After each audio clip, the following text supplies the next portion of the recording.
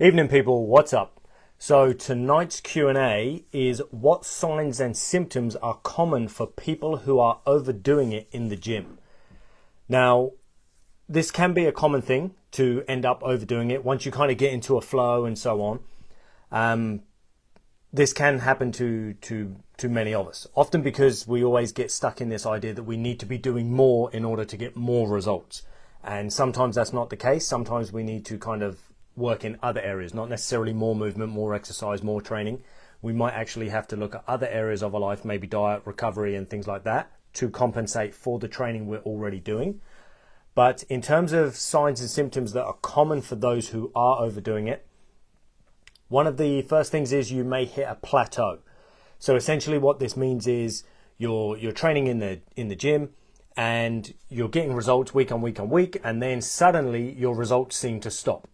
It's like, it was going well the last few weeks or the last couple of months. What suddenly happened? And suddenly our results slow down. And this is basically where our body has reached the end point of its potential to adapt to that particular stimulus. So what that means is we often now need to switch up the training or something like that. Or if it's not just a case of switching the training, maybe we're doing too much, and therefore, because we're doing too much, the body is not able to overcome or adapt to the load that we're exposing it to. So that's the first thing. We might hit a plateau.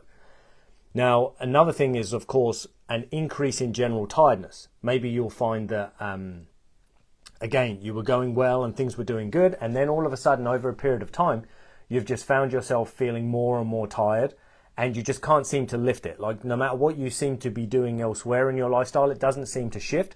Maybe you're overloading or overburdening yourself with the amount of physical activity and exercise that you're doing. That's certainly a possibility.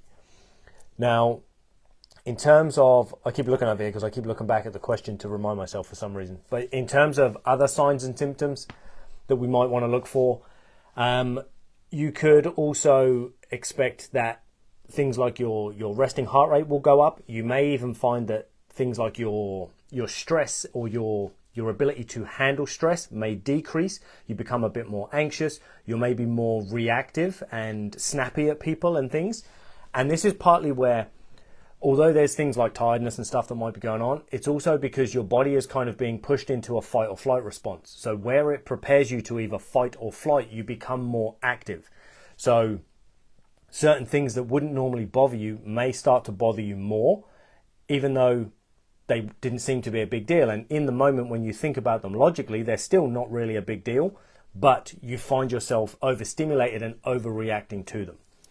And another thing that you might also find if you are kind of overtraining or doing too much is that your tendency or likelihood of getting injured increases. So you may find, hang on, let me just mute this other thing that keeps going off in the background. So you may find that as you're training and so on, you just pick up extra aches, extra niggles and pains that weren't there, and they just don't seem to really go away. Nothing seems to fully recover. Oh, I've got a niggly shoulder, and you work on it and it kind of improves and feels a bit better, but never fully gets there. It never fully heals, never goes away, or it just recurs. You get rid of it, it comes back. You get rid of it, it comes back. And this can happen in any area of the body, depending on what type of training and stuff that you're doing. But sometimes we find that, well, because we're overdoing it physically, then we're not giving our body enough time to adapt and recover. So that's another thing that we can also look out for. So in reality, those are the sort of main things that come to mind. We've got obviously the fact that we might hit a plateau. Our likelihood or potential for injury will increase. We may find that we're more tired. We may be susceptible to more illness as well. That's another thing. You might find that you start catching more colds than normal and things like that, or just expressing general symptoms of being less well. General illness like cold flu and things, headaches and so on, because again, you're just overstimulating the body and not giving it enough time to recover. So one of the simple things that we can do, of course, is first off, switch up the program. Maybe you've just hit this plateau and it's not working anymore. There is a sign you're overdoing it. The other thing is you might go, okay, well, actually, I want to keep my program the same or very similar, or the load that I'm doing, and instead we increase the amount of nurture or support that we're providing for that training program. So nutrition will improve. That might be even including another meal in your day or some extra snacks and so on, so that we've got an additional energy reserve in terms of calories obviously available.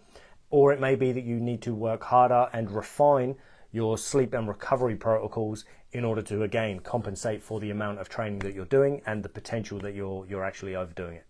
So I'll leave this one there, guys. If you have any questions on this, drop them in the comments below, as I always tell you. And if not, I look forward to seeing you all in my next video. Take it easy, people.